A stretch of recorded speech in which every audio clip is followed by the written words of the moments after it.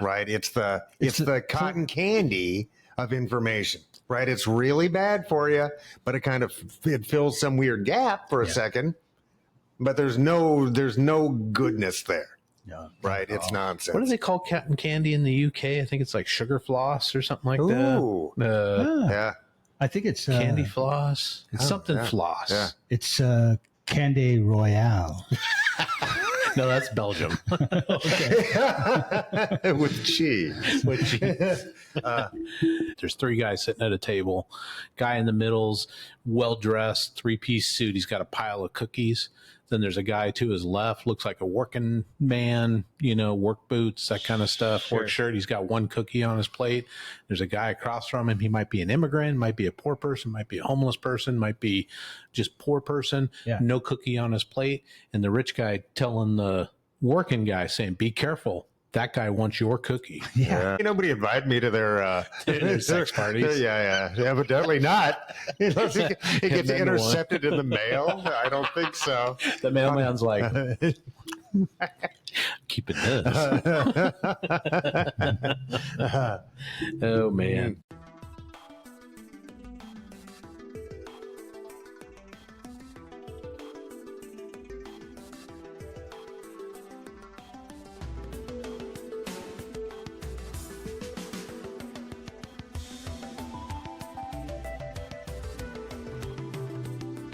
Welcome everyone to Our Town Podcast, coming to you from the Cedar Stream studio space in beautiful downtown Renton. Please take a moment to like and subscribe, share if you can, and review if available. We'd love to hear from you, so comment below and tell us how we're doing.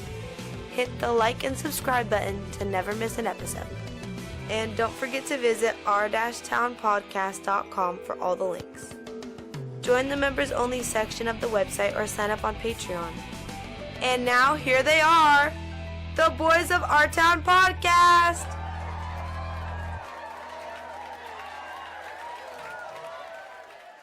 Welcome, everybody, to another exciting edition of Our Town, a podcast. Extraordinary. Yes, it is. Boys, episode 143. Wow. Which is phenomenal. Thanks for being here. How many more than that is it one more than 142? Carry the one. Yeah, I think you're right. Okay. All right.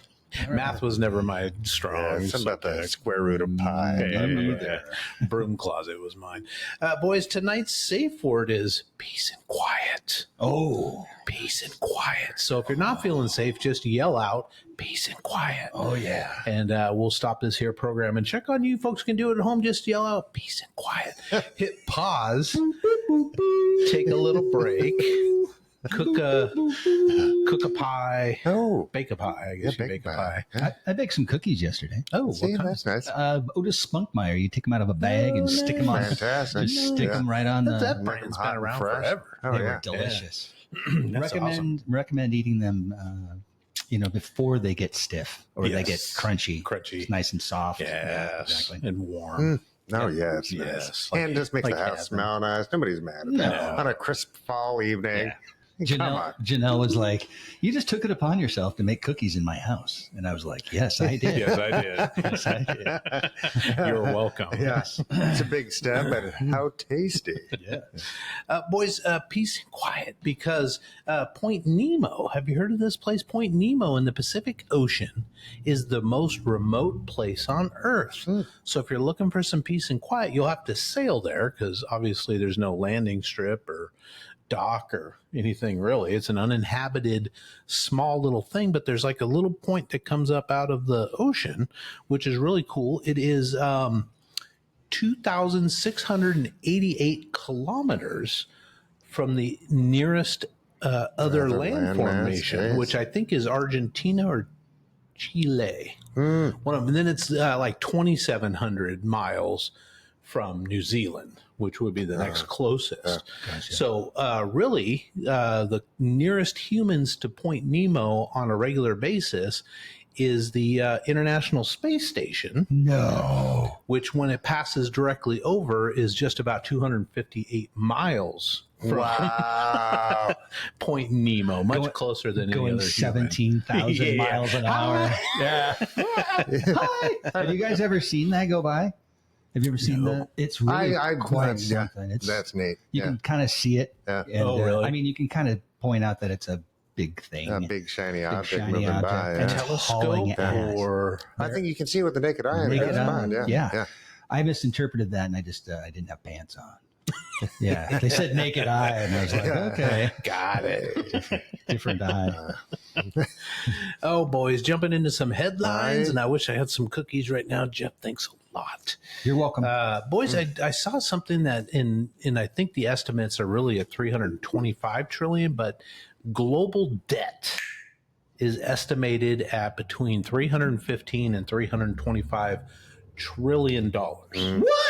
It's like, who the fuck do we owe this money to? Exactly. Well, Right? Yeah. Institutional, not institutional banks, but Just back and Aliens? forth, right? Yeah. Pharaoh? Yeah. to the world, World Bank. Yeah, well, I guess. Everything's been created out of thin air. Yeah. So this is the composition of global debt, which is categorized into three primary sectors: household, business, and government debt. So as of Q1 2024, the breakdown was household debt 59.1 trillion. That's mortgages, credit cards, car loans, student loans. Planet-wide. Planet-wide. Yeah. Planet-wide. Business debt 164.5 trillion. And then government debt 91.4 trillion, which I think the U.S. right currently is at like over a third of that. 37. Yeah. All right. Winning. Yeah. Bonkers. Well, but with the devaluation of the dollar, it'll be more, actually. Just good news all so around. right now it is 325. Yeah, 325. Let's just but jump that'll that be up. 450 in a Yeah, year, so good. we jump the dollar. I mean, can we just... I don't know. Well, obviously, this system is not set up to be balanced, Yes. right? So I don't know. We have to figure out what we need the newer systems to look like, right? Because we have to shift into something, Yeah. right? And that doesn't necessarily mean as radical in difference. It's typically a change in approach, right? Well, fiscal responsibility, I think, across the board Sure. is important. But when you have people competing on the world stage, you end up having the need for them to spend more on research and development. And you can't they just make money up out of nowhere, right? They just print more and give it to research people for military advancements and that sort of thing. So we just go into debt because we can. Yeah.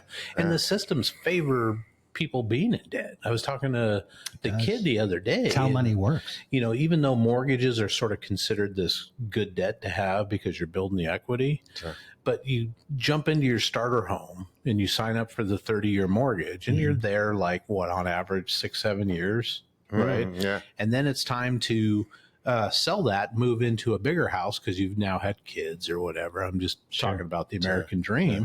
And so that 30-year debt that you've been paying on for 7 years and it's beginning to be more principal than interest, probably not in 7 years, but getting closer. No. But the contract says it is. But the contract says it is.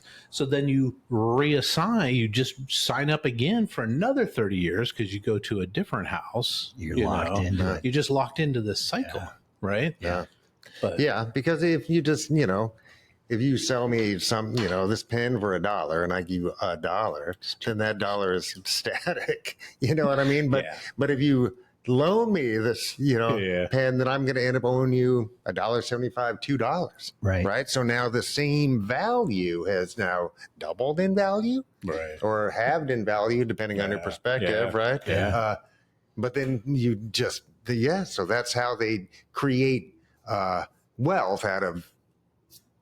Well, yeah, you know what I mean? And they take the down payment that your daughter makes, $20,000, and then loan it out to 7 other people, right? So that $20,000 for a down payment or $50,000, whatever it is, then is distributed. Banks are loaning against money they don't have. Yeah. Yes. Because if the main Ponzi scheme, if everybody's covering it, it's like insurance. Like if one person has a disaster, all of these premiums can cover this, right? The mortgage system is kind of the same way, is they're taking a risk on the fact that they're using your money. They're borrowing our money is what they're doing. Yeah. We're not really borrowing from them. It's reverse. Yeah. And then, it is. It's strict. Yeah. And then you have the ultra rich that are able to borrow against their Debt or their stocks. stocks. Yeah. Which isn't real money. No, but in it's the a first perceived place. wealth. Yeah, and that's the same thing. So if I owe you $2 for this pen now, then you can say to another creditor, well, loan me $2 because this guy owes me $2. Yeah. Exactly. Yeah. It's a chain reaction. It is. It's interesting. And so that's where I think it becomes that house of cards or whatever, because all it takes is one of those links to break, and then the rest can't keep up, right? Yeah. 2008, baby. I don't know. Yeah, no, Too big to fail. interesting. Right. I don't, and I'm not going to pretend I know how to recreate a massive, $1 trillion economic set of systems, right? But I recognize that there's sets of systems, and if you help to define a result that you're looking for, then that shows you which pathways kind of lead to that result, right? Yeah. It's like, but right now we're just kind of haphazard into just kind of the cancer capitalism, where it's just like consumption, right? Yes. It's just got to continue to eat More, and grow more, and eat and more. grow and eat and grow, and Yeah. there's no real goal there. It's not longevity of our species. It's not. Well, it is a goal. It's the longevity of corporations. Okay, right? kind of, yeah. Because you have to show a profit every quarter. of the system that allows for them to exist, right? Right, exactly. Yeah. And that's Yeah, the no, that's the thing. capitalistic Well, way. that's why we defend capital at all costs, right? Mhm. Yeah. Geez, when does it become like an old odometer on a 52 DeSoto, where once you get to a certain amount, it just clicks back to zero Nice. and starts over? Yeah. I mean, how many zeros on the end of a $315 trillion? That's a bunch. That's a bunch. I think it should kick over. Yeah, trillion is 12 zeros, right? I think so. Yeah, no, it's a guy. It's a bunch. $164 trillion. Yeah. Fuck. $164 trillion. Yeah, and I know, That's sick. I know, especially since the people who just really want more all the time are kind of making policy To siphon it to the top. Yes, and with no real goal in mind, at least not one that benefits 99.99% of the species, right? Yeah. Let alone every other species, let alone the future of our species and other species. Yeah, right? yeah. Hominids, baby. Hominids. Am I right? Am I right? You're right. Yeah, man. When they're right, you're right. Yeah, because Jane Goodall, I was listening to this cool, a guy from the UW who was a compatriot of Jane Goodall. And he was talking about chimpanzees doing all these, very human behaviors, including like warfare and the eradication of other bloodlines of chimpanzees. We were just like, ooh. And Goodall's over there taking notes, you know what I mean, and shedding a tear here and there. But it's like, man, that's rough. Because she got to know these beings, you know what I mean? It's like, my son is an autograph hound, and I was over at the house today, and he had fixed up his office because he's coming off of family leave and he's starting to work again on Monday. But all the autographs he had on the wall, he had a Jane Goodall. wow. And I'm like, where the hell did you get that? And he's like, years ago, he wrote to the I think it's the Jane Goodall. It's a foundation that she started, which is good policy making, and sent it in, and she signed a little postcard and sent it back to him. Wow, that's pretty cool. Like pretty cool. So That's pretty sweet. yeah. Oh, Jane. Well, speaking of tons of debt, the USA is now closed for business. How many times have The government has been yeah. shut down. I think we're in day 7. Yeah. I think right now as we talk on Wednesday, October something. I can't believe they haven't just not done nuked the filibuster. They don't have to keep the filibuster. I can't believe they haven't. Yeah. I'm shocked if they won't, right? Yeah. Which is, I mean, it's Like a really bad. It's really temporary- bad. It's really bad. Like a quick temporary thing. Yeah. Oh, yeah. Just bleep, bloop, Yeah. bleep, bloop. Yeah. Oh, yeah. For Just for sure. tonight. Right? Yeah. Yeah. Because, they're not bound by any rules. Are you kidding me? Because isn't it right now with the ACA, premiums are set to double, triple, quadruple by the end of the year? Yeah, double. Yeah, I would think depending on the plan, right? And depending on what that locality, because remember, a lot of the red states don't accept Medicaid anyway. Yes. But now it's kind of going away, Yeah. right? So, Yeah, hospitals are going to close, man, because there's just not a for-profit motive for those locations, right? Yeah. They didn't even want to put highways out there. We all had to decide to do that, right? It's like these rural areas that are still a big part of the United States and part of the economic engine, et cetera, right? But, oh, yeah, dude, they're going to lose out really bad. Yeah. Well, there's... Drive 4 hours to a hospital? Yeah. It's for appointments? It's crazy. Isn't it the United States that's the only developed country that doesn't have universal health care? Socialized medicine. Yeah. Oh, that could very well be. Yeah. No, I believe that. Which is ridiculous. No, it's ridiculous. It's ridiculous. Yeah. What a stress on human beings. It is. But we don't mind withering the population as long as the wealthy, right, can get their stuff done. Right. We don't mind the... Yeah. Right? It's weird. Think you're right. Just allowing that kind of... I mean, we do it. It's evident. Do you think that they have... You know what I mean? It's like... Do you think the wealthy are just a whole bunch of narcissists and it just... that kind of mentality just creates a vortex and brings those kinds of selfish human beings into this higher plane of... I think they're the ones that can be successful at the rules of this game. Right. Because we've allowed the rules of this game to be written by them. Co-opted by the most frightened of us. Yeah. Right. Right. Or just straight up spoiled, I guess. But I think it's fear based, right? That kind of consume. Right. It's just that kind of, you know what I mean? And I don't think I'm getting too deep with that. It's a cycle too. Yeah. We get the rug gets pulled out from underneath us. We get this economic boom, and we're all riding this great thing, and then all of a sudden it crashes, and there's this money that's skimmed off the top of all the people that have invested in stocks and all that sort of thing. And it's just sick. And so if you don't have health care and you're ill, I've been there, man. I've been very, very ill. If I didn't have health care or a support team around me, it would really, really suck. Right? Because everybody's there's a lot of people living paycheck to paycheck. Oh, yes. More than ever before. Oh, right. Yeah. And then if our government or governments around the world are fiscally irresponsible with their money, why can't we be fiscally irresponsible? Don't pay our bills. Because we're the engine that gives them the money to be fiscally irresponsible. But they're not representing us properly. But even, man, it's not going to get better with a type of oligarchical system going into play, right? Because then it is those who benefit the most writing the rules on how to benefit the most. Fuck that. You know what I mean? It's silly. It is. It's silly. Yeah. But sorry. Oh, I was going to say the best meme in a while, and you guys have probably seen it. There's three guys sitting at a table. Guy in the middle's well-dressed, three-piece suit. He's got a pile of cookies. Then there's a guy to his left, looks like a working man, work boots, that kind of stuff, work shirt. He's got one cookie on his plate. There's a guy across from him. He might be an immigrant, might be a poor person, might be a homeless person, might be just poor person, no cookie on his plate. And the rich guy telling the working guy, saying, be careful. That guy wants your cookie. Yeah, that's a great analogy. You know what I mean? Yes. It's like, do you have enough cookies? Yeah, but they do it. I mean, they and it's never enough. Yeah. And that's the problem. There's no other species that has the never enough gene. Right. Yeah. Right? Yeah.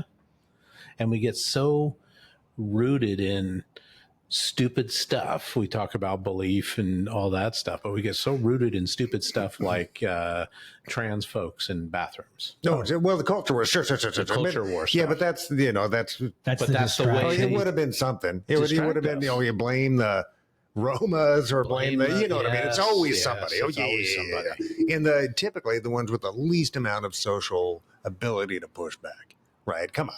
It's just something that we got to quit falling for. Yeah. Right. Because it's so obvious. Right. You know what I mean? Or it's like, especially when out of the other side of my mouth, I'm talking about liberty. Right. Right. Because if I want to do what I want to do, as long as it's not affecting anybody else, right? That's the deal. Isn't that the big handshake? That's the big handshake. So they get to also. It doesn't affect me. How does that affect me? Yeah. So how does where do we cut them off at the Achilles heel, right? I think the example that we made last week or 2 weeks ago with Disney, where they fired Jimmy Kimmel and sent him packing. Well, people voted with their turning off their services. I think it was like $2.5 billion. It was a bunch of money. But if you don't pay the feds, they arrest you and put you in prison. there's not enough room for all of us. I tend to agree, and I'm just saying there's a they've got, and that's the thing with governments and those in charge is it's somewhere is the threat of violence and or your liberty being taken. Correct. Right. Yeah. And Disney. I mean. They could just, I don't know. You know what I mean? It's different. They could sue me into oblivion, though. Yeah. If I said something anti-Disney on the show right now, they could sue the show off the air, 100%. Sure. What are we going to do? Right. You know what I mean? Call my Uncle Earl. I'm going to call Walt Disney's head to testify. Yeah. Oh, that would be subpoena the head. That's what she said. Come on, Goofy. I don't know. Yeah, it's unfair. It is unfair. The soup du jour boys, obviously, with this administration and Stephen Miller has been immigrants. Yeah, oh man, so gross. Just big time. So much so that they've been wanting to send troops into Chicago and Portland, Oregon. And I love seeing all the photos that people are taking and posting on social media, war-torn Portland, and it's a beautiful people riding bikes and kids at the park. Donuts and shit. Yeah.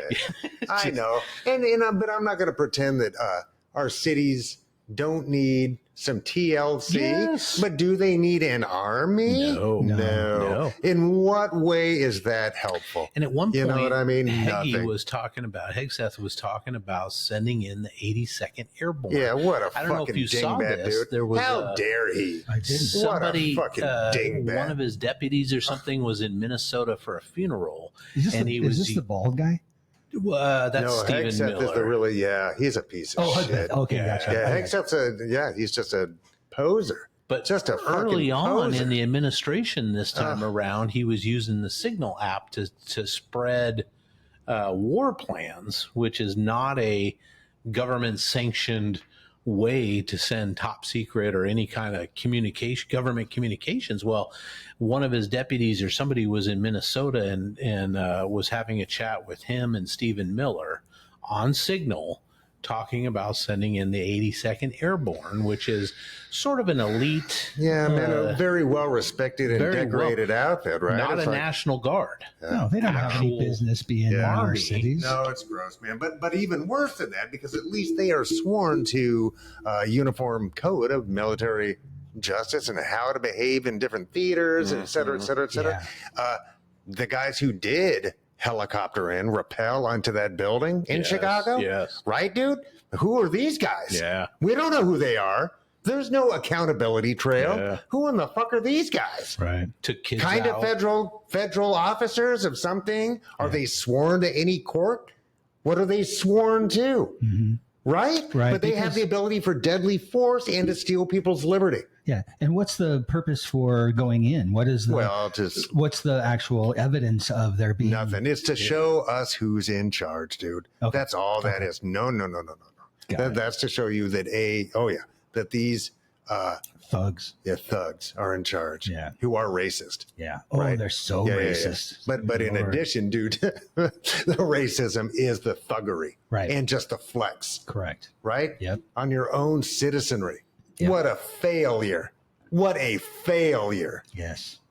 Ugh. What happened with the But this is not Trump. Trump's not in charge, people. No, he's not. No. This is Steve Miller, and evidently Hegseth, who really is white supremacist. Yeah. He really is, and Miller, obviously, right? Miller's just a fucking degenerate piece of shit. Yeah. Oh man, that's the bald guy, right? Yeah, he's a really bad person. Well, when people compare him to Goebbels, I mean, that kind of thing, where it's just obviously tiny dick. Yes, 100%. No shit. It's just so obvious. I hate to even go so simplistic, but it is that simple. Did you see what a turd? Did you see what is AOC was like? Whenever you see him, hear about him, just laugh at him, laugh about. And then fucking the guy from Fox News sat there and like. Kissed his ass to Stephen Miller, saying no, he's a exceptional male, or what is the term they're using now? Or fucking not alpha, but who fucking cares? He's an exceptional man. That guy's part of the CIA. He's really 5'10", and he's he's dating. He's married to a younger woman, and all this. Oh my god, it's why so was gross. this relevant?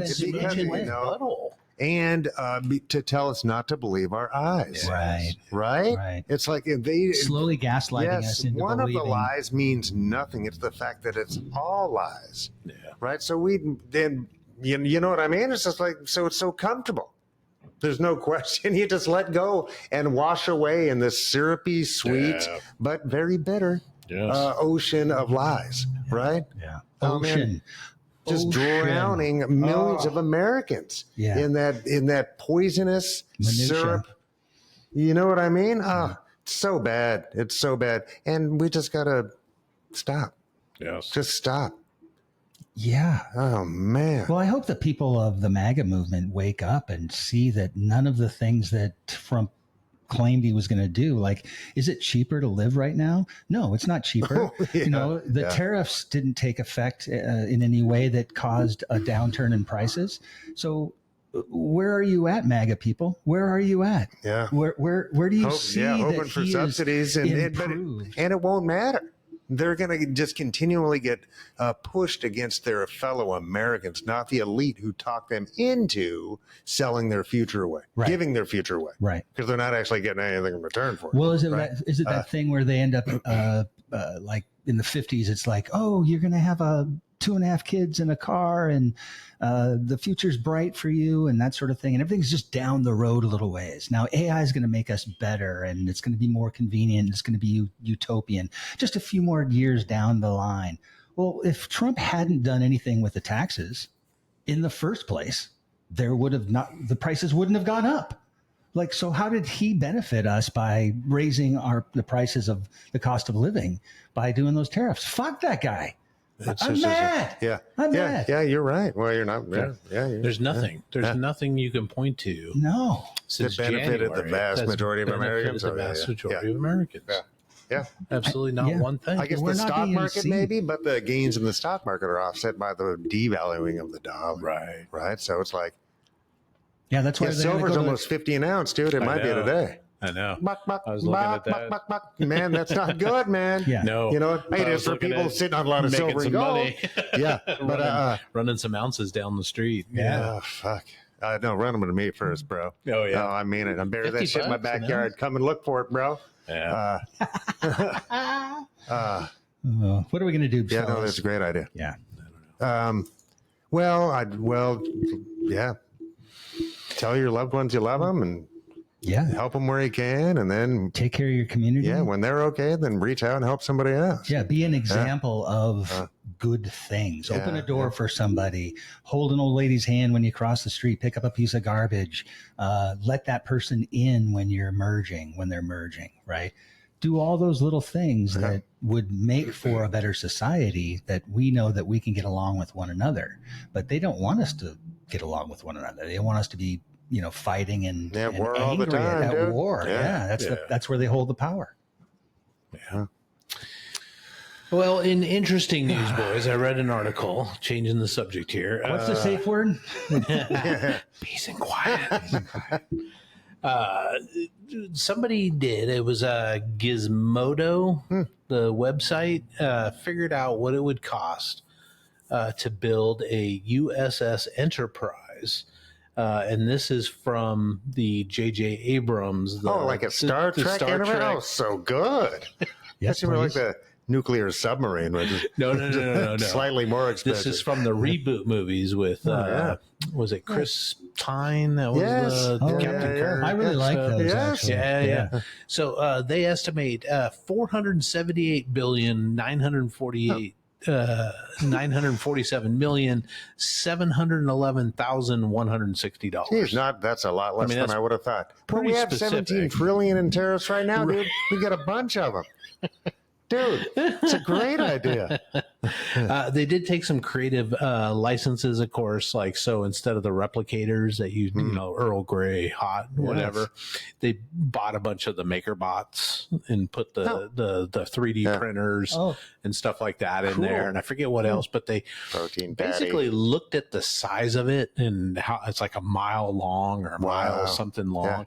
So they calculated the cost of like the USS Nimitz, the aircraft carrier. Oh yeah. And said, okay, 2 of those together, sort of pieced and all that stuff. And that's kind of how they came to this. Wow. No accounting for like warp engines and stuff. Yeah. Heisenberg compensators. Wiring. Wait, what? Yeah. And what about the crystals? The Dilithium crystals? Yeah. Oh, so good. Geez, I feel like I set foot on the Enterprise. Did it come to Seattle? Enterprise or Nimitz? One of them. Okay. Was I either in Bremerton or here? Yeah. It was in Bremerton, I think. Okay. Yeah. I feel like I stepped onto that thing. I think you probably did. I believe that they did bring one in for Seafair, maybe? Something like that. Yeah. Right? Yeah. Did you get to go down in it? I remember being on the deck. Okay. So I remember it just being like whoosh, tumbleweeds, like huge. Yeah. Way bigger than you would think a boat. Yeah. Yeah. It's corny. Huge. And you know how fast those things can go? They can go like 60 miles an hour. Yeah. They're faster than shit. No, they're incredible. Yeah. Anyway, but I think we should do this. This is a good idea. Well, that's pretty cool. Oh, that's over in Hawaii. Yeah, in Hawaii. Yeah. Wow. Yeah, so that was cool. That's kind of that's a battleship, right? Oh, yeah. Oh, my God. Incredible. Yeah, I think we were going to Telecom Village one time, and the Nimitz, this is just not that long ago, but the Nimitz kid was coming in. No, we were going somewhere on the ferry, though. And then the Nimitz was coming in, and of course they had, ships all around it and stuff. You were probably going to Bremerton. Probably. Or you were going to Kingston. No. Because if you go to Bainbridge, I don't think you can see the... It was coming in. I mean, it was actually coming in. Oh, into Seattle. Oh, yeah. Okay. I was thinking it was going to Bremerton. And it may have been on its... Because Bremerton, you'd have to go... In the inside passage. Or the outside passage. And I would bet, the minute they come into the Sound or whatever, wouldn't they be, or anywhere past the Strait, would they then be on tug power? Maybe. Or would they motor a boat that big on its own? I felt like it was on its own. They're huge. Yeah. I don't know what a tug's going to do. It's unreal, man. It's unreal. And who is the guy to let you know what we're going to do? Yeah. We're going to make this giant steel tub and then put a bunch of heavy shit on top of it. Yeah. Physics, bitches. Dad was on the Lexington. The aircraft carrier. Yeah. Wow. You can see his pictures on our website, Cliff Bressler Photography, from his time in the Navy, where they... Yeah, those Phantoms, what was on there? I don't think they were Phantom. Maybe they were. But there, you can see some of them on the... He actually took pictures with the jet flame coming out the back. That's pretty cool. Yeah. Oh, it's bananas. Yeah, he did some kind of cartography. Okay. On there, probably cool. Obviously way before computers and stuff. So right. I don't know if he was tracking. Speaking of cartography, have you talked to Jim Crabtree? Oh no, we talked to Jim Crabtree. Never mind. Oh yeah. Speaking of cartographers, I'm glad we have so many in the family. Yeah. That sounds. Those photographs are great too, and they're Kodachrome, right? I don't know what he was using. Oh, okay. But he did shoot them onto Kodak slides. Or he had them developed onto Kodak slides. Okay. Yeah, because who knows what film he was getting over there, right? It's like, can you get that out of the PX? I wonder. I don't know. Yeah. That's so cool. Yeah.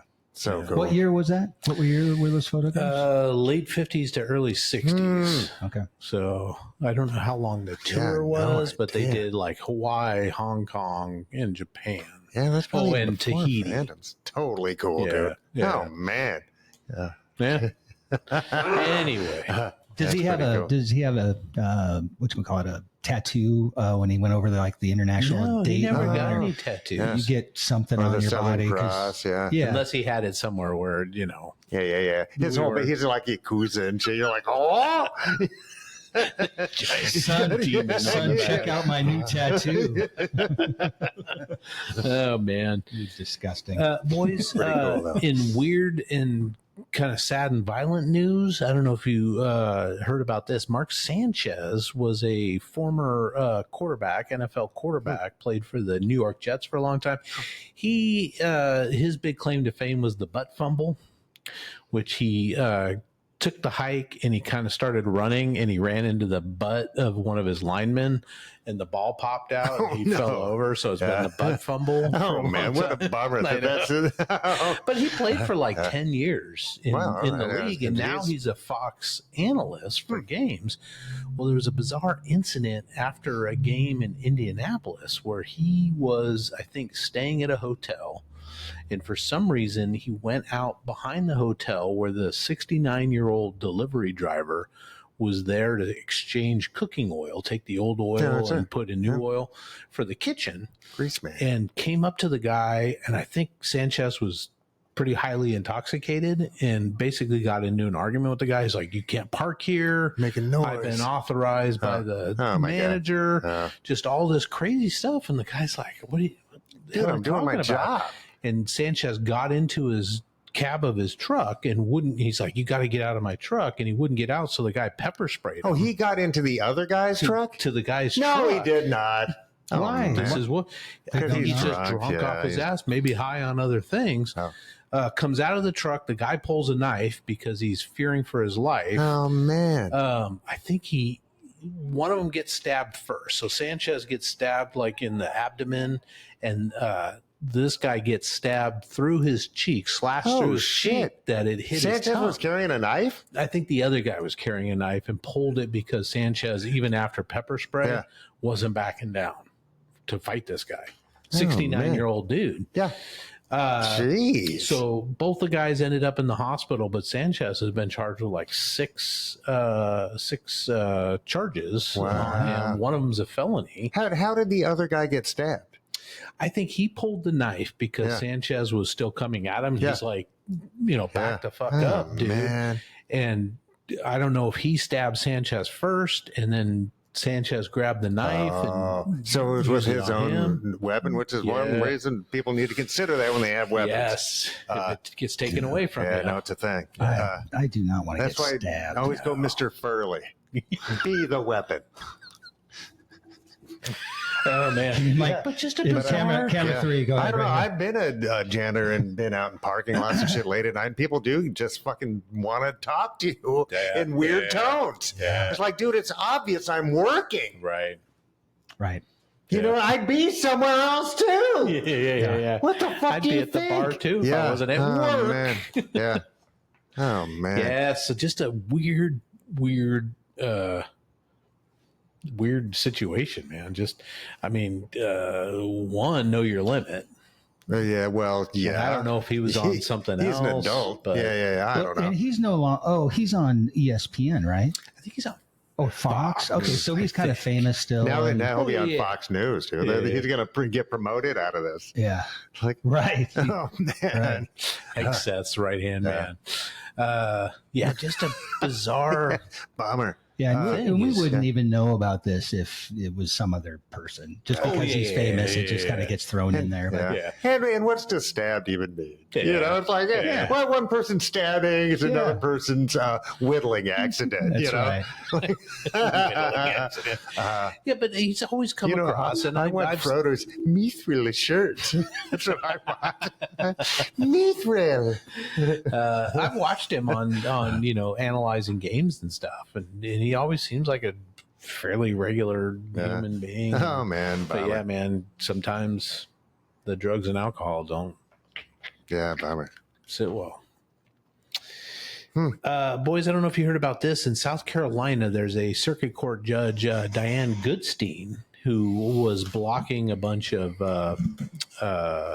temporarily blocked the DOJ from accessing voter registration rolls in South Carolina. And people started calling for like burn her down and just all kinds of crazy she's not with MAGA shit. You know what I mean? Yeah. Somebody burned her house down. Yeah. She was out walking the dog. Her husband. Well, do we know somebody did it? They're still investigating. Yeah. I mean, firebombing has been popular from assholes for some time. The dawn of time. Yeah. Fire. Once fire was invented. Yeah. Right. Take this. Somebody I'm mad at, right. But also shit does happen, right? So I'm not going to necessarily, but I'm more than likely. I guess it hasn't been totally. Yeah, it must have been Antifa. Yeah. firebombing a judge, right? Firebombing a judge and a former Democrat state state rep or something, or state senator or something. Yeah, one of those. I don't know, dude. We got to stop that shit. This is not the way to get the change that we need. Yes. At all. Not even remotely close, dude. Even if you're upset with somebody, you don't use a flamethrower to. No, you don't burn out their kids and shit. There were kids involved too, right? Yeah. But we don't know that. I mean, I don't know that. I mean, there's a certain plausibility to that, right? But somebody left the barbecue. fucking hey, dude. No, it does happen. on. It does happen. The houses burn, man. I was just fucking with somebody's electricity the other day. Yeah, you were mentioning that. Yeah, So. but propane, etc. I mean, weird shit can happen, and I hope it's not because we don't need this. We don't need it. I'm telling you, people, we don't need this. It's not. It's not the way to do it. No. So many ways to go about this. Violence And is dude, not the and answer. the feds. You might think the feds are on your side if anybody's, but they're not, right? They're not. They're not. Yeah, don't just sit back and let them dictate what's going on. Stand up. Although, man, they January 6th guys got pardoned, Yeah, right? I know. I guess in And some all cases the violence they did. Yeah. Boys, speaking of getting sentenced, Puffy P. Diddy Combs was sentenced in his To case 4 times the amount of time that Jeffrey Epstein was sentenced to. Oh, was that and how didn't much it serve. was? Yeah, he got like 13 months, dude. Yeah, and served like Combs 3. got 50 months. 50. Oh, you're talking about Florida. Yeah. Yeah. Were these federal charges? No. No. I just mean Because did he go across state lines? No, I think Okay. that was the charge that they didn't prove, All right. or they didn't convict Yeah. on. But yeah, I see what you're saying. Epstein's Florida charge because he was waiting for federal charges. Yeah. Or he was waiting for federal court Yeah, like when he was killed. Yeah, in a federal, in a federal oh my prison. God. So 50 months in prison for P. Diddy, fined $500K, and ordered 5 years of supervised release after he gets out of jail. Did they say what? Did they say what he was charged with? Yeah, he was convicted on several prostitution charges, like traveling to engage in prostitution, stuff like or that, something like that. But yeah. it's like that's not trafficking, No, What right? about- That's not the same as trafficking. What about at his residence? Like when he'd have these No, I don't after think any charge. parties? No, I don't think any Nothing charge about for that. No, there were. Yeah, right. Somebody said that they were being forced into it or whatever, but yeah, he didn't get convicted on it. Yeah. And I know his family, all of his 6 kids or multiple kids came out and were like pleading for him. He was setting up speaking engagements for the week after his sentencing, thinking that it would be like a light sentence or time served or something like that. Which, I mean, nope. Yeah. Which is pretty funny. Is he going to end up dead as well? No. Well, he's no already. way. But I think somebody in the Trump administration has said that he's reached out about pardoning him. Diddy's reached out to the administration asking for pardon. Oh, I saw some. You see I something call him, like but that? I call him Puff Daddy. Says our president, Yeah. a Did he really 79-year-old say that? man. Yes. Oh God! Like he knows that guy. He forgot Ghislaine Maxwell's name the other day. Yeah. Oh, geez, I just haven't heard the name in so long. Oh, Like, it's insane. But 50 months for the, I don't know. I don't. And if that's the proper sentence for that, let's just say that it is. 4 years. Then why was Epstein only looking at 13 months for like an underage sex crime? Yes. Yeah. You know what I mean? Yeah. It's like, man, something's not right. Oh, who you know? Everything's not right. Everything is Yeah. not No, right. it's really not. Yeah. It's really Yeah. not. Because that's not right. No. But where were these prostitutes exactly? Yeah, I think he had Johnson and Johnson's lawyers showing up because he's like he's a major investor in He's a baby major oil. investor. We need Oh my God. It's so we funny. have like gallons of 300 gallons 10,000 of- bottles or something. We did 1,000 bottles. Yeah. Ooh. And maybe that's just, I don't know. That's funny. But again, just like there was no fear of me being abducted as a youth. Ain't nobody invited me to their sex parties. Yeah, evidently not. Unless it gets then intercepted in the mail. I don't think so. The mailman's like, keep it this. Oh, man. Boys, everybody should follow Samuel L. Jackson. He puts into every movie clause and into his contract that he gets 2 weeks or 2 days during the week of filming to go golfing. Oh. In every movie contract. Man, He's like, I need my downtime. Oh, yeah. And he's one of the biggest stars on the planet. That helps in your negotiation. You want me to do your movie? Okay. I golf. Do it, but I'm going to golf. Even snakes on a plane. He's like, 2 days a week, 2 days a week. Yeah. He's got to have been in like more than 200 movies. Oh, I think it did mention some crazy number. Yeah, that he's responsible for like $40 billion in revenue or some amazing thing. Amazing. I would assume more. Yeah, it could very well be. Yeah, because you look back at in the 80s, man, when he, first, you go back and look at some of the old 80s movies and you're like, oh shit, that's Samuel L. Jackson. Jungle Fever, dude. Yeah. Jungle Fever, Do the Right Thing. He was. He's the radio DJ. The radio DJ. Yeah, you're right. Oh, right. In Spike Lee's Do the Right Thing. Yep. Yeah, a bunch of stuff. A bunch of stuff. Oh, no, he's great. Oh, my gosh. Well, good for him. So take his advice if you're negotiating a contract, if you're looking to start a job somewhere, make sure you get some downtime, man. You don't have to do everything. Right? Yeah, unlimited sandwiches. That's what I want in the That's what contract. I would have. How many club sandwiches can you fit on a tray? I have egg salad. Boys, I thought it'd be kind of interesting just because of the political climate that we're in to talk a little bit about the First Amendment and free speech, because I think we kind of forget, with everything that happened with the right-wing podcaster that got killed and stuff like that. Everybody's got the right, and these were hard-fought rights through the history of our country. To be able to speak your mind. To be able to speak your mind. To gather to speak your mind. To gather and speak your mind.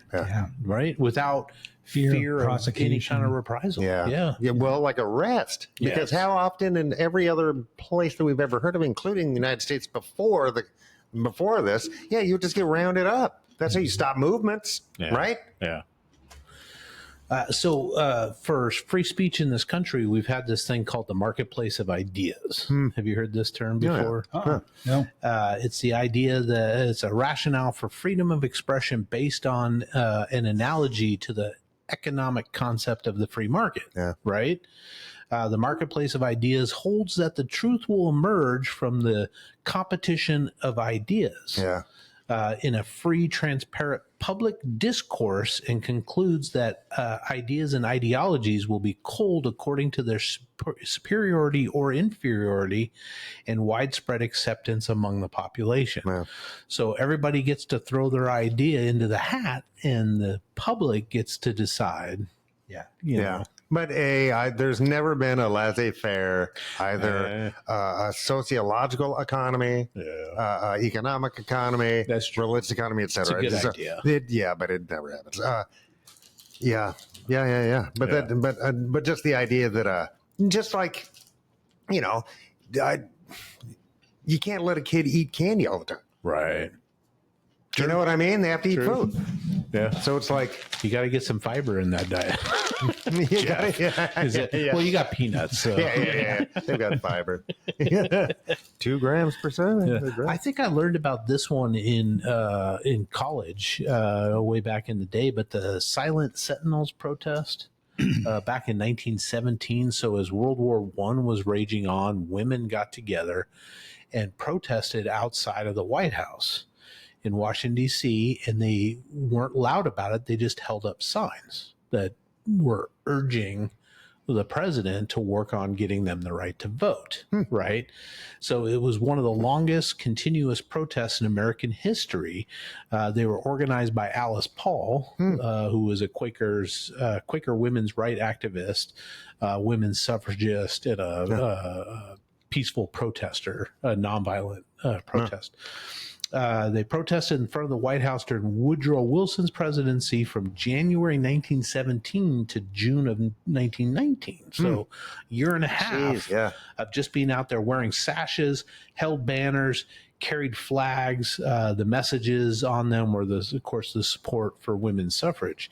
So 2.5 years of doing this, nearly 2,000 women who picketed suffered from police brutality. In November of 1917, many of them were arrested and imprisoned.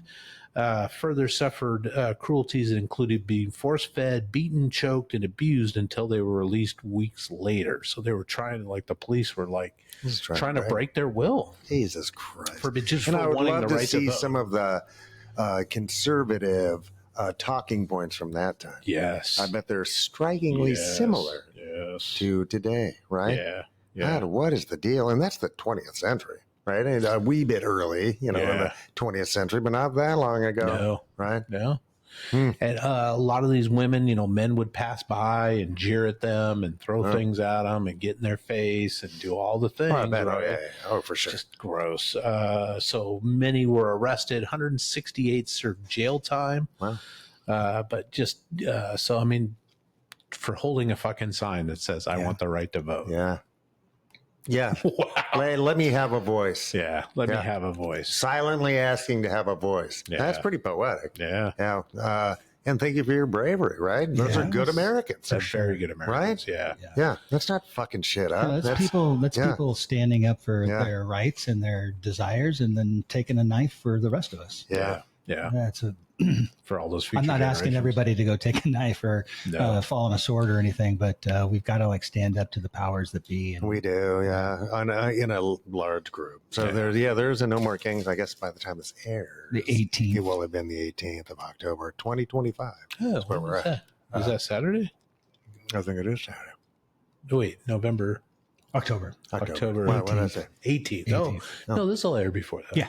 Next Tuesday. All right. Because it's only the 8th right now, right? 8th right now, yeah. Oh, geez, nice. So Saturday, everybody get out Saturday. there. There you go. Just show up. Is there one here in Renton? There has been. There's also one in Tuckawilly over by the Costco. Okay. Nice. Yeah. I'm sure you can find all that online and just put in. I don't know. Yeah, just Kings. go. Because they are your fellow citizens, right? Yeah. We pass and by it's them our every day. responsibility. There is no rights without responsibility, right? And right now, the correct thing to do is to try to protect what we've got and then regain what we've lost. Yeah. Right? And that means people. Get rid of Citizens United immediately. Yeah. Boys, also in 1917, Schenck versus U.S. Congress and Woodrow Wilson that year passed the Espionage Act, which was intended to prohibit interference with military operations, recruitment, etc., and to further restrict insubordination within the military. They didn't want people talking out, and because we were in the middle of fighting in Europe. But this was supposedly to prevent the support of enemies during wartime. But members of the Socialist Party, Charles Schenck and Elizabeth Bayer, were arrested under the newly imposed restrictions on speech provided by the Espionage Act. They were charged with the distribution of flyers calling on men to resist the draft. I don't remember if it was them that went like in New York and threw the flyers over the rooftop and they all came down. I don't know if it was them. It could have been. But they viewed the draft as a form of involuntary servitude, right? It is. It absolutely is. So this went all the way up to the Supreme Court. They were convicted, where I think in New York or wherever, took it all the way to the Supreme Court. And then Chief Justice Oliver Wendell Holmes Jr. Upheld the conviction at the Supreme Court, and thereby the legality of the Espionage Act itself. The court ruled that he and Bayer's actions represented a clear and present danger to the enlistment and recruiting service of the armed forces during a state of war. So it was still during the war? It was during World War I. And we have seen, and probably Oliver Wendell Holmes and or Preston said before him, limitations on speech all the time. Yes. Right. So that's something that we have, but that's not the same as anti-state speech. Right. Yeah. Right. Yeah. If you yell fire, that's a danger to people more directly, but this indirectly is a danger because people might not want to fight against the Kaiser. Right. Is it illegal to yell fire in a crowded movie house? I think it is. Yeah. Or something like that. Only if somebody gets hurt, then you're like liable for it. Right. If there's actually a fire, I think you're fine. But if you do it maliciously, and then there's a bunch of like stampede, people are getting pushed up against the door because they can't get out or whatever. That's probably a worse offense. Right. You know what I mean. But they're having limitations, just like pornography or whatever. Need age limits, blah blah blah. That's all speech, right? And it's not all black and white, right? I mean, no, it's not. There's so many nuances to. That's why I have to watch so much porn, so I know what. I mean, I don't know what it is, but I know when I see it. What's the flavor of the week, right? This real close to that. Right after that, this was the one where they threw the flyers off. 1919 August, Hyman Rosansky was similarly arrested for throwing flyers off a building in New York City that criticized the U.S. intervention in the Russian Revolution. He and his collaborators were charged under the Espionage Act, and the case Abrams versus United States also reached the Supreme Court, which upheld his conviction with one notable exception. Unlike the previous case, this time Wendell Holmes Jr. dissented and commented, "The best test of truth is the power of the thought to get itself accepted in the competition of the market, and that truth is the only ground upon which their wishes safely can be carried out." So a famous dissent written only a few months after the Shank versus U.S., but he laid the groundwork for this marketplace of ideas, doctrine that has guided much of. Did he coin that phrase then? I think so. Yeah. There's a play about that guy. I can't remember what it's called. Probably a musical. I don't know if I agree with Oliver Wendell Holmes Jr. there. He's obviously a well-respected scholar in the subject. Sure. But I don't know if I'm buying it, dude. Free speech should be free speech. Yeah.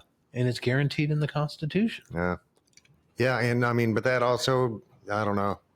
I think that leads the way for the abuse of power too easily, right? Because the government needs to be reined in pretty much all of the time. Power. Not just government, right? Right now it's corporate power. It needs to be reined the fuck in or they'll run amok, dude. Yes. Because that's what power does. And they are. It's just like a forest fire, dude. You gotta keep it contained, bro. Yeah. But they've got all the big guns. They've got all the time. They've got all the dark ops, black ops, CIA, FBI to just make your life a living hell because you said something wrong on a podcast. Yeah. Fuck that. Yeah. But that's why we just have to make it so morally repugnant to prey upon our fellow humans, right? Let alone our own country people, right?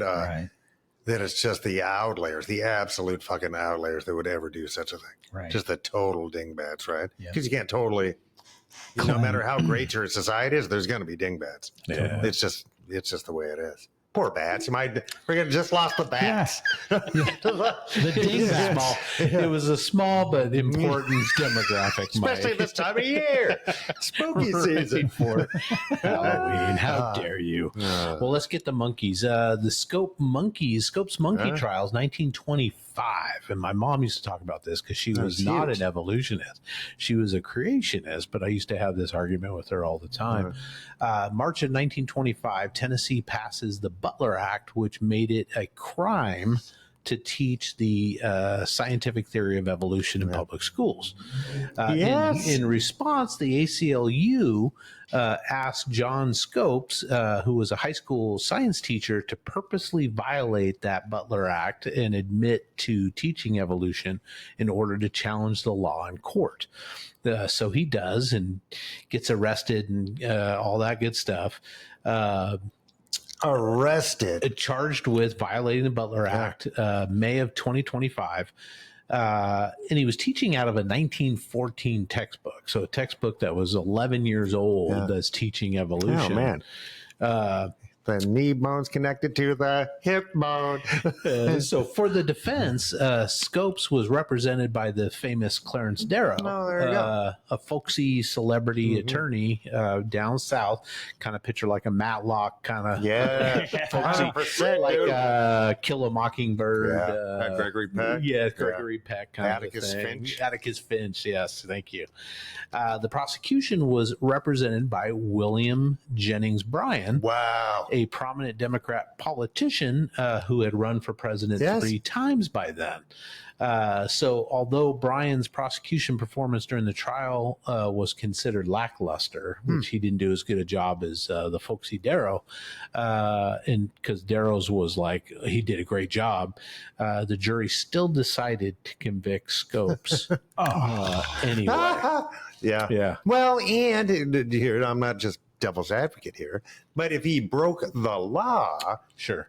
and if that's what he was charged with, then maybe he did break the law. It just happens to be an unjust and stupid backwards law. And I think that's what the whole point was, Right, to it's like- challenge that law. Yeah. That's the thing. It's like, yeah, stealing a loaf of bread when you're a billionaire is different than stealing a loaf of bread when you haven't eaten in 3 days. Yes. Right. And so the jury ought to be able to take that into account. Yes. You know what I mean? It's still wrong, but it's a Stealing- situation. That's what we're talking about. It's the gray Yeah, area. yeah. It's that nuance Yes. that you have to take into And consideration. I think the jury should be informed of certain context. Yeah, Right. absolutely. Yeah, and depending on the judge, and maybe the judge was really good and said, look, law's the law. But- Yeah, beats me. Or they're just a bunch of like, yuck. Right. no monkey. Yeah, Jesus Christ. Yeah, because that's how it gets painted, right? Yeah. Just like men and women's sports or men and girls sports. Yeah. Like, wait a minute, what? That's not what's happening. You know what I LeBron mean? James scoring 280 points. And just as a side note, there's more victims from Jeffrey Epstein live today and willing to testify Yes. than there are trans athletes. Yes. What does that? right. What does that mean? Because of what do we talk about the more uproar. often? Oh, that's true. You know what I Yeah, mean? Exactly. Which one's Exactly. taking the air out of the room? No offense to the athletes. Yeah. Yeah. Right? But man, that doesn't belong to that slice of a, No. right? That big of a slice. Are you kidding Yes. me? It's like, Lead story. yeah. Trans woman tries to swim against other women. Or it's something just dumb. Yeah. Just something dumb. There's so much important shit. And I'm not dogging on trailblazing. That's not what I'm saying. I'm just saying that culture war stuff is a distraction and we know it. Yeah. Right? It's the cotton candy of information. Right? It's really bad for you, but it fills some weird gap for a second. But there's no goodness there. Yeah. Right? It's nonsense. What do they call cotton candy in the UK? I think it's like sugar floss or something like Ooh. that. Yeah. I think it's Candy floss. It's something yeah. floss. Yeah. It's Candy Royale. No, that's Belgium. With cheese. Boys, in 1931, there was a case called Near versus Minnesota. In 1927, there was a guy named J.M. Near. Kind of a piece of shit, really a piece of shit, who was described as anti-Catholic, anti-Semitic, anti-black, and anti-labor. He published some rag that he called the Saturday Press in Minneapolis, Minnesota. The paper falsely and derogatorily asserted that a Jewish cabal was running the city. Local politician Floyd B. Olson sued the paper under Minnesota's public nuisance law of 1925, which penalized those who made a public nuisance by publishing, selling, or distributing anything considered malicious, scandalous, or defamatory. Yeah. The case reached the Supreme Court, which ruled in Near's favor. Yeah. So holding that the public nuisance law was unconstitutional since it violated both the 14th and First But Amendments. you can't lie. You can't print lies and So slander. that's kind of the thing. It's against like the everybody law. says, I hate what you're saying, but I'll defend your right to say it. Yeah. Right? Yeah, and that's the thing, right? And that's racist But things. I get what guess you're that's saying. not considered a lie. Yeah. You know what I mean? I don't know. I guess not. It's just so open-endedly. Maybe they should have sued instead like of if I on said- malicious, scandalous. I guess defamatory though. It's kind of I don't know. defamatory. But 'Cause libel, what about yo mama jokes? Are those still protected speech? I don't know. I don't know. Let me call your Mama's mama. so bald she has to carry dandruff in her bare hands, dude. but so why is that not a lie? your Because mama's you know so what I mean? ugly, How do your I- dad woke up with morning wouldn't.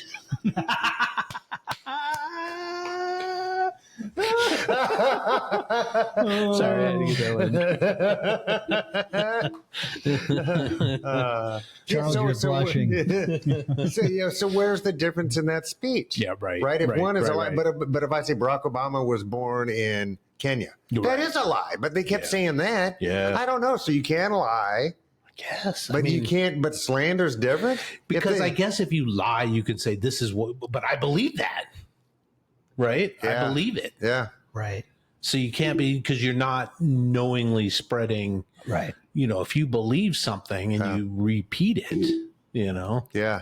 But That- then they can that's always not say slander, that. then? Well, so and so said. You know, Yeah, I've yeah. heard many it. many I've people heard are it. saying. Many people are saying right, that I'm the best Yeah. president since Yeah. sliced bread. Oh my God. Yeah.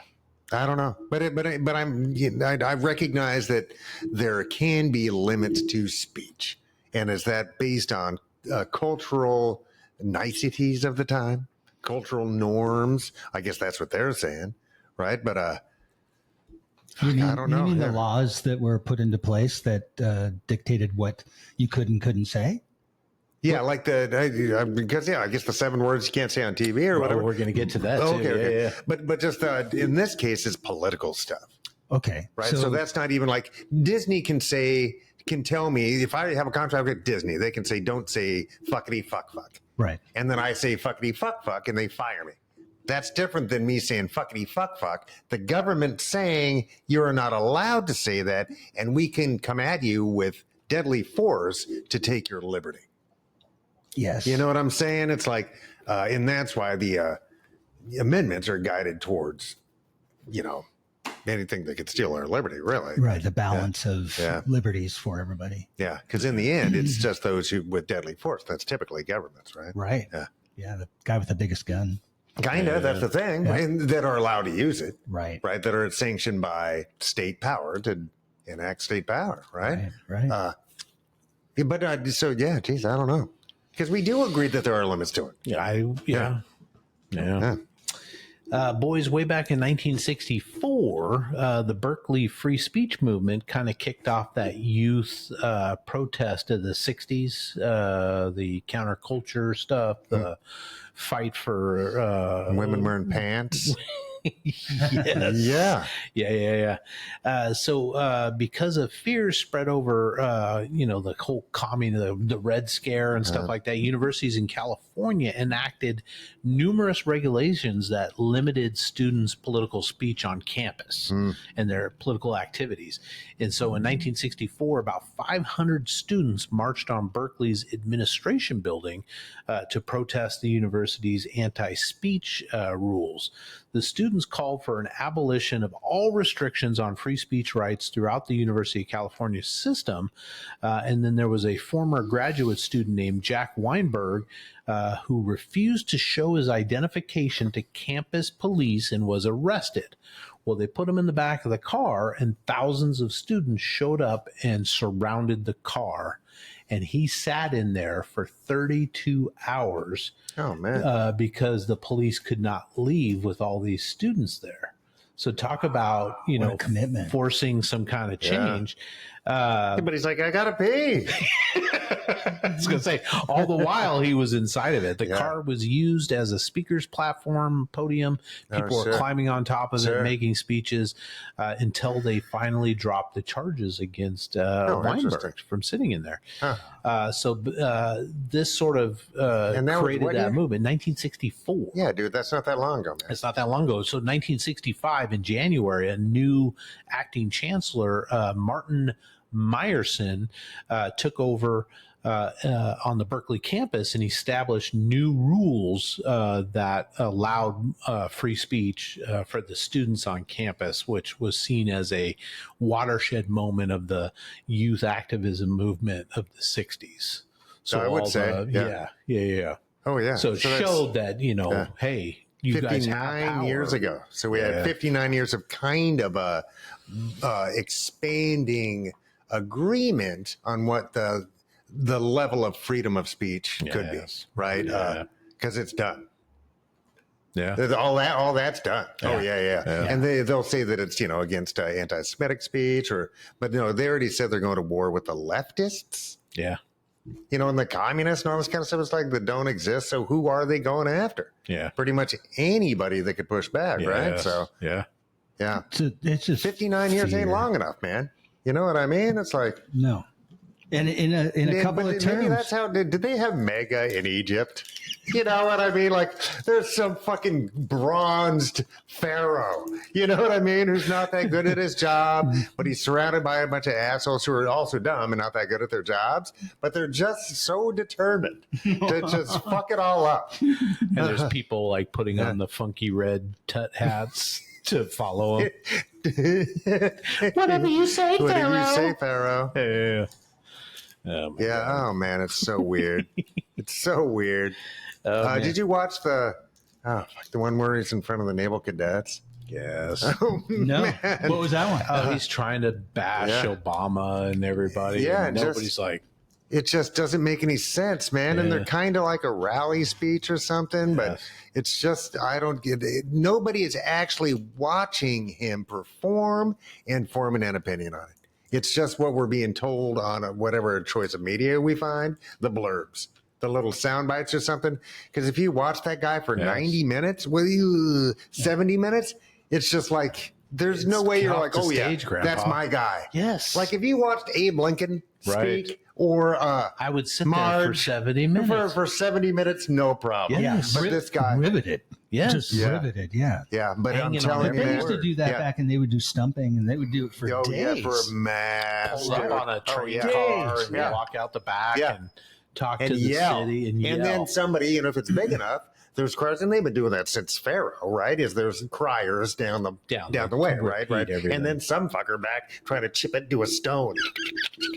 Slow down. He's fucking losing his mind. Chips a little too hard. I scribed 7 words per year. But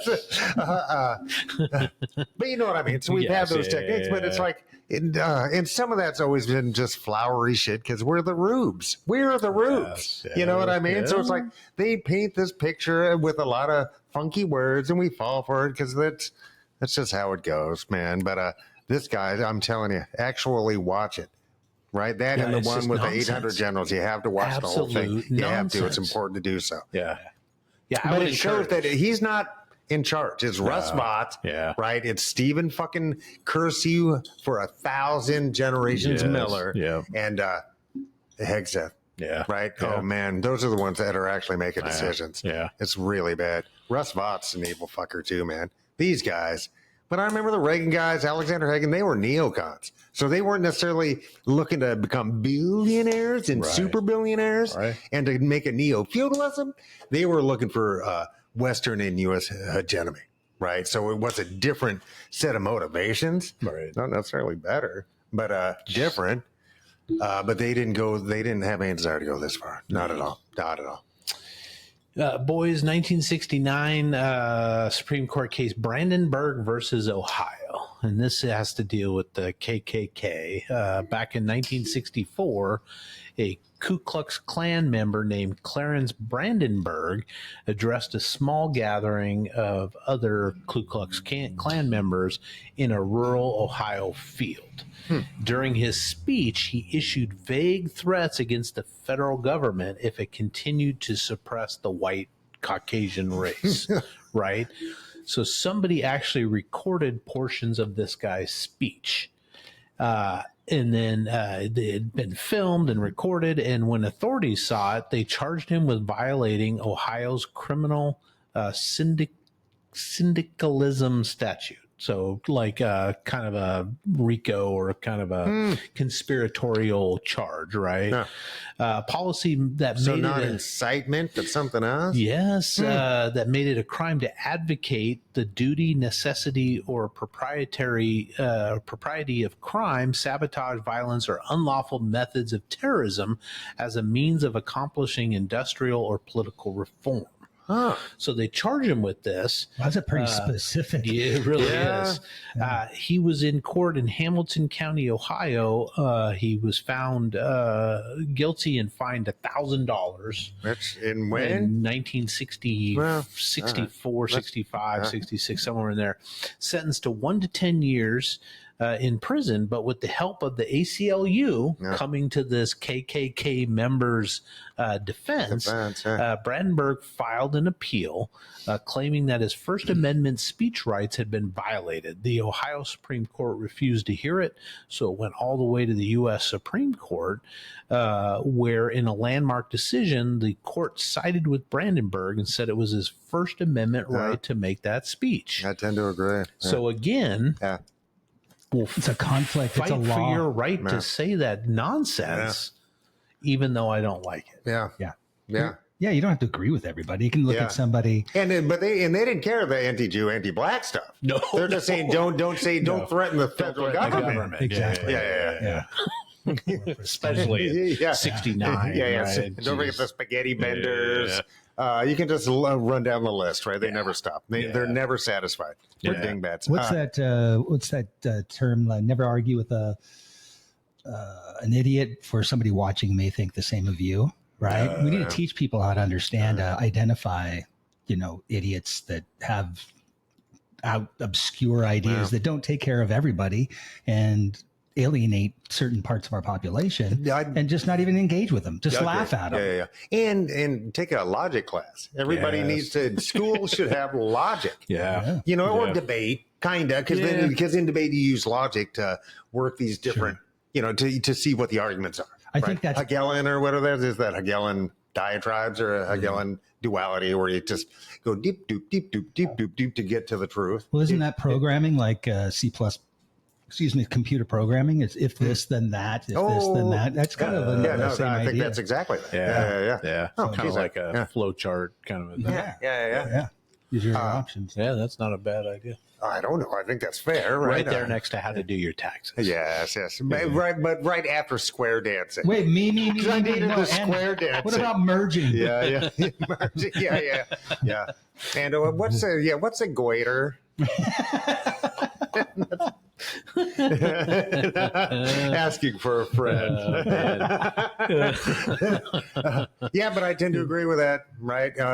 Because what's the Coffin Break's famous song is "Kill the President"? Yeah. You know what I mean? Should they have faced prison time for singing a song? It's like, I'm not comparing them to, because I'm sure he was an asshole. You know what I mean? Yeah. But and somebody Coffin Break that or not, probably every lawyer from the ACLU was like, can you just 6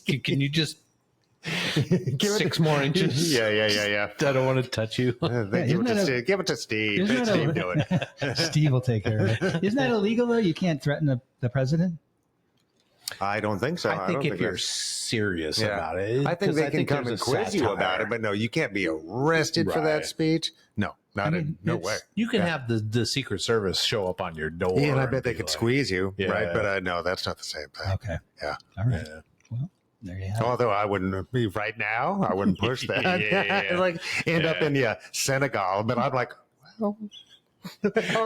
On the other hand, Where's the women? where's the spicy bean paste? I know you got it here somewhere. There's no way you don't, because everybody does. You just have to find it. Hot, Does that come spicy with bean bread? paste. Yeah, it's right. Flatbread, something. I'm down with Senegal. I've never let's been. go. Yeah. Yeah, we'll do a podcast from there. Hell yeah, let's So do it. good. Yes. Boys, in 1971, New York Times versus United States. Do you know this one, Mike? You will in a second. 1968, a secret government study on Americans' involvement in Vietnam was completed. It detailed many of the government's secrets regarding the U.S. military's goals, objectives, strategies, and tactics in the then still raging conflict. Like the Pentagon Papers? That's exactly what it is. The work was classified and only 15 copies were made, but one of the people in early 1971, Daniel Ellsberg, who had worked on the project, secretly made his own copies of the documents and passed them to reporters for the New York Times. Wow. In June of 71, the Times began to publish said papers, which they called the Pentagon Papers. After the Pentagon Papers were published, the Nixon administration, citing national security concerns, filed a restraining order to halt the publication of the papers. The appeals court upheld his order. The Times made an emergency appeal to the Supreme Court, and on June 30th, 1971, the Supreme Court, in a 6-3 decision, rejected the restraining order and allowed the Times to continue with the publication. Justice Hugo L. Black reasoned that, quote, only a free and unrestrained press can effectively expose deception in the government. Yes. Justice Byron R. White wrote that in no circumstances would the First Amendment permit an injunction against publishing information about government plans or operations. So even wartime, though? Even wartime. What about our boys? So it wasn't like the New York Times went in and stole these papers. No. They were handed them to them. They had a duty. But then we get to like WikiLeaks, right? Yeah. And what was the guy that got Julian Assange? Yeah. And that wasn't plans to be. That was things that had already happened. Yeah, which I think, yes. If it's already happened, right, then it's not slander. It's just you're just reporting the news of what actually went down. Yeah. You were given this information. But I think you have a duty to report it. Remember the Signal Gate just recently with Hegseth? Yes. If that guy would have published, did he publish that? He did. But after the fact. After the fact. But he didn't get right on the horn with Iran and say, hey, look what I got. Right, how much would you pay me for this? Right. I don't know. Interesting. Yeah. 6-3 decision. That's surprising. 6-3. Yeah. Last time New York Times really broke a story. That's the power of our First Amendment, though, too, right? That's a pretty great little piece of... Because we're supposed to be restraining powers that work against our life, liberty, and pursuit of happiness. Yes. Yeah. Right? That's the whole point of this experiment, is to be able to restrain powers that would restrain our life, liberty, and pursuit of happiness. That's the point. It's a great piece of writing. It's a nice paragraph. It is. Yeah. Fuck. Cats. Boys, way back in 1966, comedian Lenny Bruce said he had been arrested for saying 9 words during a performance. Do you know the 9 words without looking at the... shit, piss, fuck, cunt, cocksucker, motherfucker, and tits. So good. Yeah. Yep. The Supreme Court. How does Jeff know that? Yeah. The Supreme Court in 1978, in a case FCC versus Pacifica Foundation, upheld the commission's determination that George Carlin's classic 7 Dirty Words monologue, with its deliberate, repetitive, and creative use of vulgarities, was indecent. The court left open the question on whether the use of an occasional expletive could be used. Like if you just randomly say, oh, fuck, shit, that happened. Yeah. But he, uses that as part of his opening. So it's only contextual then? Yeah. Right? It's like... Yeah, that's people trying to like create things that the First Amendment basically protects you from. Yeah. Right? Yeah. You can go ahead and try to come up with some sort of... just weird, arbitrary limitations, right? Correct. Yeah. And so then it has to go through the process of the court systems and get to the Supreme Court and then be ruled, unconstitutional. And, in like Lenny Bruce, at least, because it was not a record, right? They didn't have comedy. Where adults are. You know what I mean? Right. Well, they're drinking and who knows what else going on. So he was amongst adults. Yeah. I don't know. And he got arrested. So they were able to take his liberty for words. Right. There weren't hate speech. No. He didn't yell fire in a crowded movie house. He didn't. He did say tits. He didn't say Neanderthal tits. Titties. Neanderthal titties. Go to last I week. think that's going to be a new sticker. We need a, Hey, everybody, go to last week's episode to see the you know how you reference can go to that comment. You go to Ocean Shores and put your head through a board that's got something painted on. Neanderthal titties on Is that going to be Ren's new for baseball? Is it? attraction? there. We should fuck Ocean Shores. Let's just put it right out here. Yeah, right in the window here. Right in the window.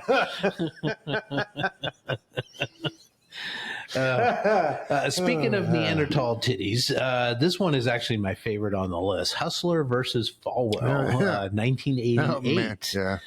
Wow. When Larry Flint and televangelist Jerry Falwell got into a tiff. Flint was the publisher of Hustler magazine, which was like it was like the raunchy version of Playboy. Playboy, right? He even had scratch and sniff pictorials and just crazy shit. I only got it for the articles. Exactly. Yeah, but what an article.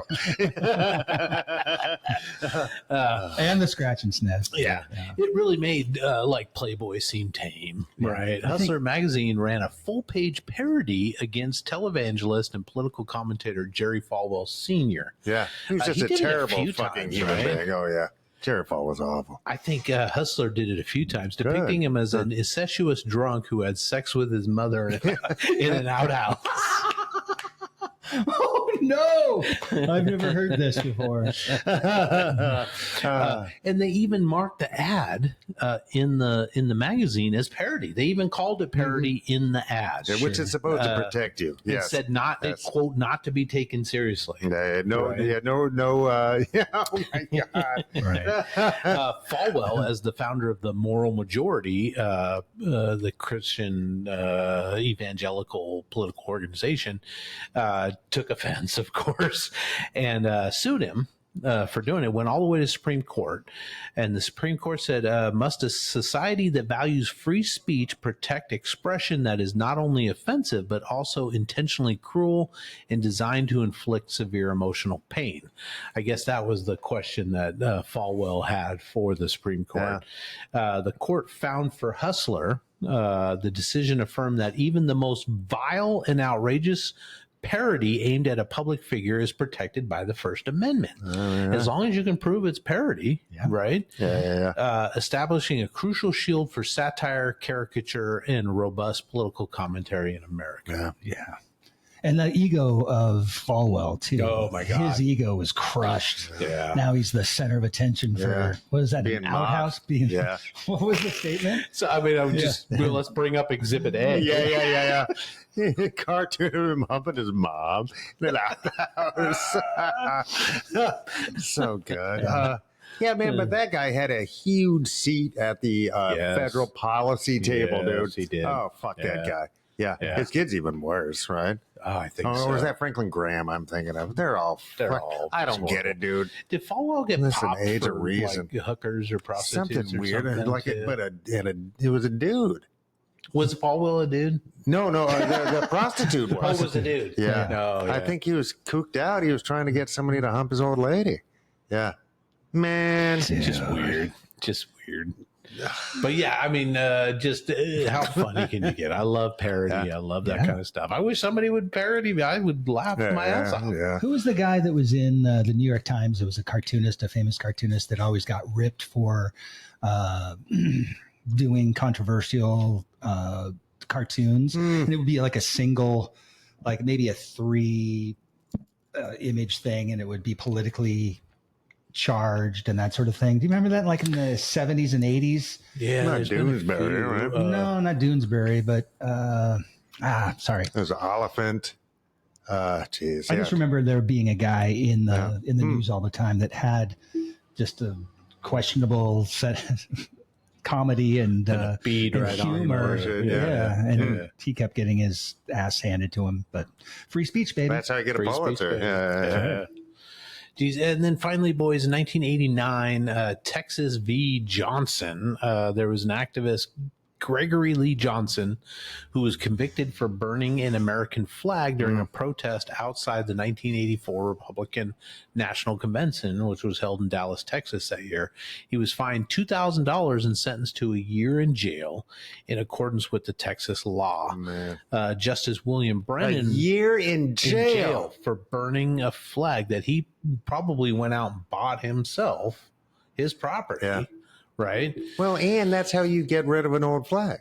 Yes, if the flag is damaged, how do you dispose of a flag? Yeah. So it's contextual again. Yes. Yeah. So Justice William Brennan wrote the 5-justice majority that Johnson's flag burning was protected under freedom of speech, and therefore a state could not censor Johnson nor punish him for his actions. Yeah. So, yeah. Well, Trump just made an executive order. You get 1 year in jail. Yes. Yeah. And I think up to a $10 fine. So and was trying to instruct his because executive orders just work on federal employees or whatever. Yeah. He's trying to tell his federal police that they can make that arrest. Right. Which is nonsense. How long does an executive order stay in place? Because he can make an executive order, but until it goes through the court system to see if it's just or not. Nope. Well, yeah. I guess you could. Yeah. It wouldn't. Yeah. So there's a process by which so if you get picked up by Trump's law, his executive order, and you go to jail, and then they overturn that, are you released? Yes. Okay. But you'd have to wait for you have to wait through that whole process. And when. Yeah. If and when in this time frame that it's challenged. Just like we talked about in the Scopes monkey trial. It's like, right? Yeah. To wait for that law to change, right? It's a risk. Yeah. But an executive order is not the same as a law. No, right. Right. So, I don't think, but it wouldn't be gone until the next executive came along and got rid of it. Got it. Yeah. So executive orders can stay in play as long as once they're there, it's just a. I think so. They don't like sunset or whatever. Pseudo law? I mean, is that just it's an order? It's an order that anybody in the executive branch is, it's just like if Bill Gates said everybody at Microsoft needs to wear Seahawks jerseys on Friday. Right. It's like, and if you violate he's the chief executive, you know what I mean? You, right? Yeah. Because now you're breaking a rule.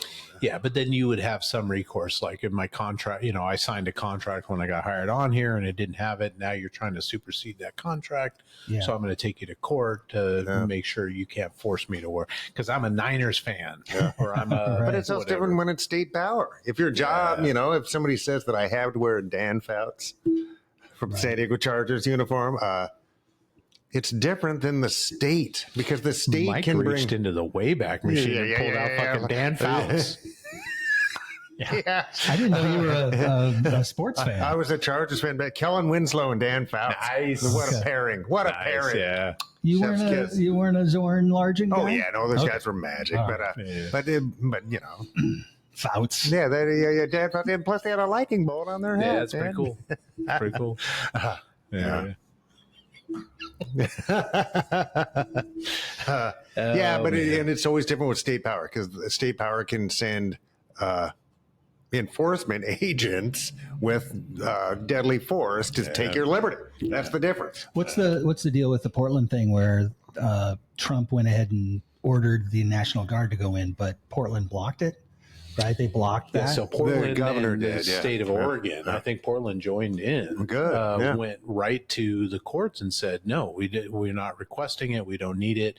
And the judge, the federal judge there, that was appointed by Trump, said, "No, I don't see any evidence of if there's anything going on that troops would be needed." Right. So then Trump tried to do an end around and call up the California Guard to come up, and she was pissed. Yes. She's like, "What?" Who's she? The judge. The judge. I was like, "What right. the fuck are you doing?" Yeah. I already said no. That doesn't mean you can just go to another state and do the same thing. Yeah. What are you, she was pissed. Fucking petulant child? And how come they want states' rights to let people be racist? Yeah. But not states' rights to let people not be racist? War-torn Portland. Oh, man. Yeah. And if they, I think the only barrier they have is the federal property, right? They can put their soldiers on federal property, right? but they can't run patrols like they're doing, and stuff like that. It's not cool, man. In Washington, D.C.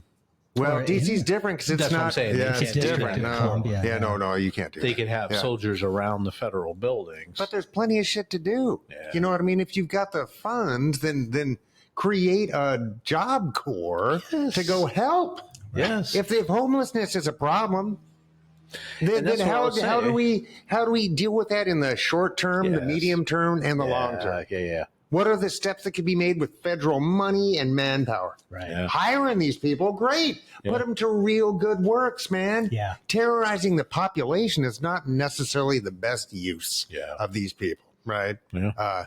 Get them housed. Yeah. Get them working. Yeah. Because we already Get 'em had law treatments. enforcement. Yeah. If there were murderers and terrible people already here, then that's for law enforcement already. That's right. Right? It's like, yeah. And if it was so bad and the city of Portland or the governor of Oregon said, man, things are out of control, I need help, Yeah. they can call up the National Guard on their own. Yeah, like if a river floods, or if there's Or if there really is were actually real riots Yeah. down there. right. Yeah. They had a video of Nome visiting, I think it was Portland, and she went up to a rooftop to survey the area. Yeah, it's all just movies with these guys. It's movies. weird. So they followed her up on some guys taking video, and they follow her up there. And he claimed that she stared down the army of Antifa that was down there. Yeah. And they showed what the army of Antifa was. It was like 12 people. Yeah. Half of them had cameras, right? And there was a guy in a chicken costume. Yeah. About a dozen. Yeah, not army. not a bunch of like Molotov throwing dudes, No. et cetera. It's like, Not- but what it really should have been, right? Ideally, is 500,000 citizens sitting down, Yes. Yeah. right? Yes. In every Would love city, if that. we had 50,000 Yes. citizens just Yes. sitting.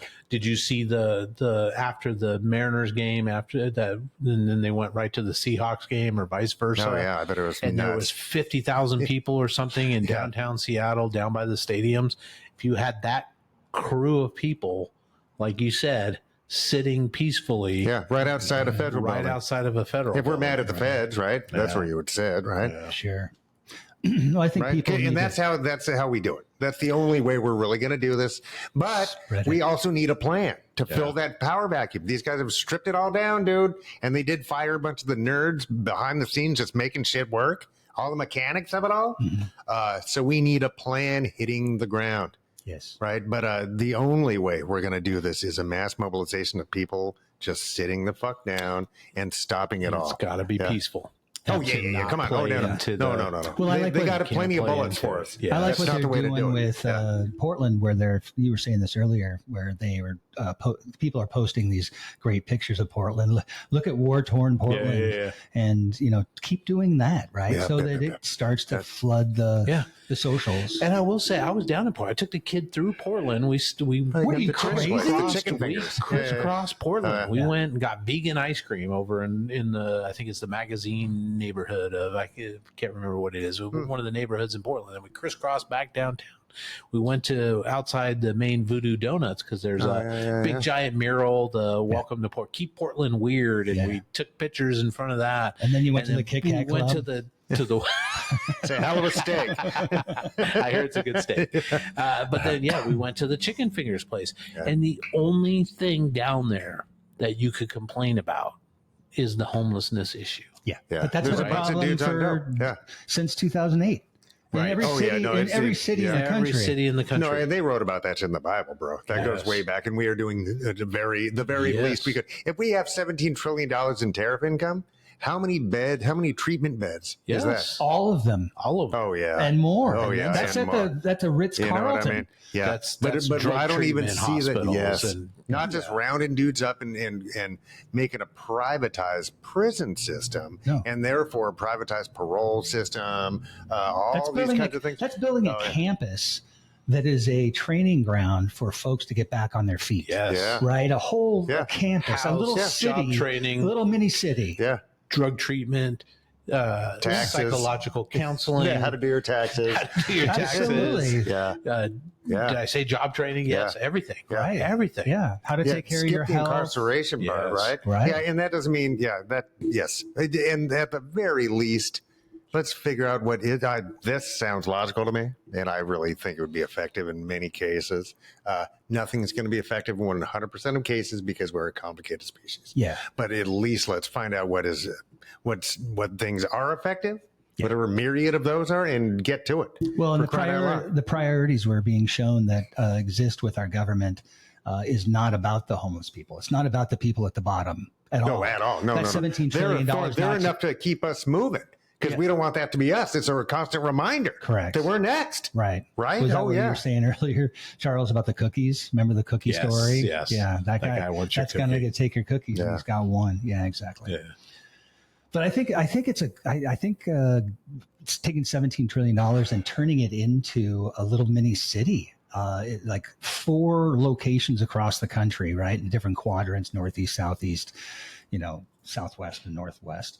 And, getting people shipped to these places that are like camps that show you how to do it. Yeah. And there's police there, and there's healthcare. It's a little mini city, but you can't leave because then you'll be able to get drugs, right? So no drugs in there and that sort of thing. And you got to get clean. You got to see how it works. And you just show them. It's like an occupational therapy thing. Teach them how to do plumbing. Teach them how to do something. Whatever it might be. But put them back into the process of being a part of society. They've forgotten how to do it. Yeah. And they weren't shown in the public school system how to do it. The public school system didn't show them how to account for their rent and I didn't learn that sort of thing in high school or middle school, and then I think Janelle and I talked about that the other day or this morning, maybe, about how we need to get people learning how to take care of their lives for this new chapter in our lives. Yeah. And we do. We have a new chapter happening. Yeah. We do. And we need to fill whatever emptiness we have with some nature of purpose, right? Opportunity. If we can grant people who really don't have opportunity some opportunity, right? That benefits everybody in the long run. That's the rising tide, right? Correct. But I think we as a species, really, but especially as a nation and a people, a group of people into one, we need purpose of some kind. And it might as well be a quality purpose, right? I'm not real sure what that is because right after Lululemon, I got nothing. That's the apex for me. It's but we need purpose. Have you heard of the line in Saudi Arabia?